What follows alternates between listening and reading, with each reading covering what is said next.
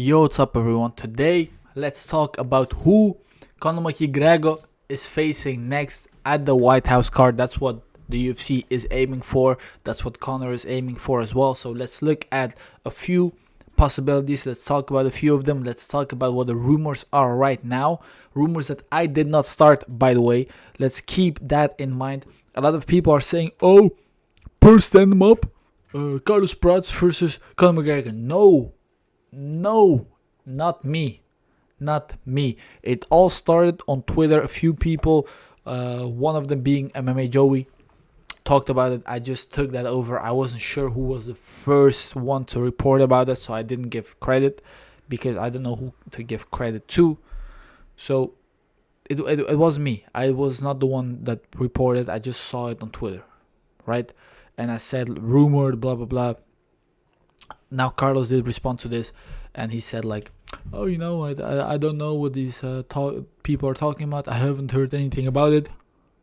Wink, wink, is what he did. So I'm guessing he did hear anything about it, something about it. So it's something in the air.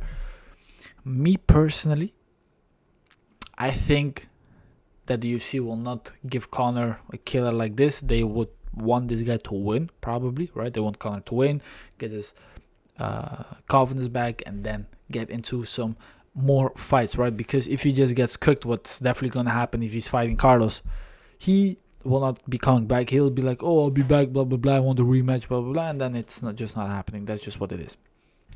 So a few other options are Paddy Pimblett. A few other options are, like, let's say Dan Hooker would be interesting, but that's lightweight. Can he make lightweight at this point? Because he looks pretty thick. It would maybe be a fight at 170. Nate Diaz is always an option. You know, maybe if we're going crazy, because Poirier has been talking about it, Poirier might be an option. But overall, it's 170 is what I'm thinking, or at least a lightweight that will fight at 170. And there's only one name to me that makes sense, that stands out, and that's someone that will definitely do anything to get this fight. And we all know who I am talking about, and that is Michael Chandler. Iron Mike. He has been wanting this fight. He has been waiting for this fight since 2022. Listen, he has been not fighting longer than he has been fighting, waiting for Conor McGregor, like in the UFC. Like at some point he came into the UFC in 2021. He lost his title shot in 2021 after beating Dan Hooker. Then he fought Justin Gaethje, still same year, by the way. Then he fought Tony Ferguson, beat Tony, waited for 2 years. Oh, fought Poirier as well, and then waited for 2 years for the Conor fight. Did not happen. At some point, they just were like, "Okay, fuck it, let's just give you Charles, because you have been waiting for so long. You have been a company man. You did do the tough thing against him. You were in training camp against him, and he pulled out." So they gave him Charles. He got cooked by Charles.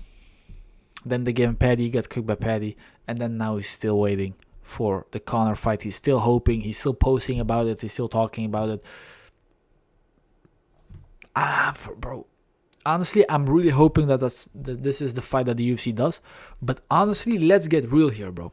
Let's get real here. If you, in 2026, actually think that Conor McGregor is coming back and that he's actually fighting, whether it is the White House card or whatever, you're delusional, bro. His last fight was in 2021, bro. Since then, he has broken his leg completely. He has had multiple surgeries, has gone on steroids, has promised to come back 10 times, has had a fight book against Chandler, pulled out because of a swollen toe, which normally a prime Conor would have never done. This guy has not fought for 5 years, and you're expecting this guy at 37 years of age, by the way, to come back?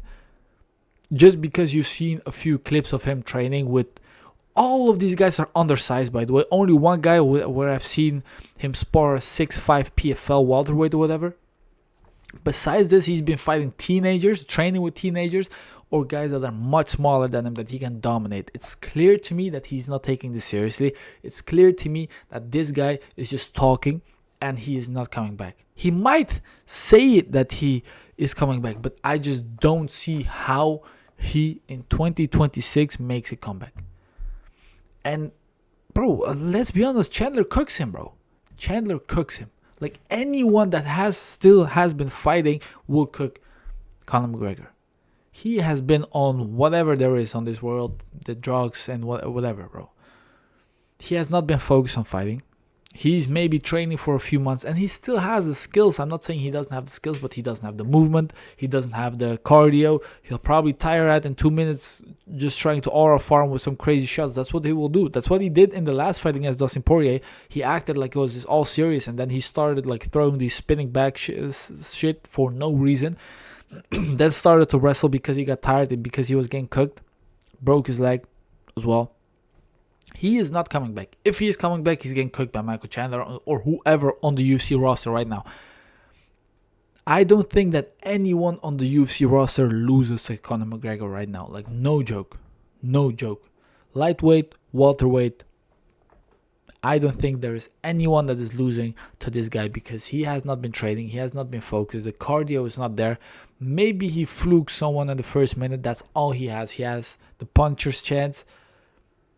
But, bro, I just see someone going for the takedown and taking him down, and that's it. Like, he has not been training properly. He's training against small guys, against bantamweights and featherweights, even though he himself probably weighs almost 200 pounds. You see all these clips, bro, and he's, like, looking good, but against who? Even if they're smaller and they're still skilled, I'd be okay. But we don't know these guys. We don't know these guys because they're not serious or not great pro fighters that fight in the PFL or whatever. He was in Italy at some point sparring kids, beating the shit out of them, bro. That's how you know it's bad. That's how you know he is not taking this seriously, and he is probably not coming back. He's probably just doing this for the sponsors and everything. Like, hey guys, you see I'm trading, blah, blah, blah. So invest in whatever I have going on. That's what I think. I might be wrong, but I don't think he's coming back. If he is coming back, he's coming back against Michael Chandler, in my opinion, because the UFC would not want this guy to get cooked by Carlos Prates or whoever else they have like in the rankings. No one in the rankings besides Michael Chandler should be getting this fight because he's the worst ranked fighter in the lightweight division, and he will do anything to get this fight. So he's probably not fighting, in my opinion. If he is, he's fighting Michael Chandler, and he's getting cooked. Thank you guys for watching, and I'll see you in the next one.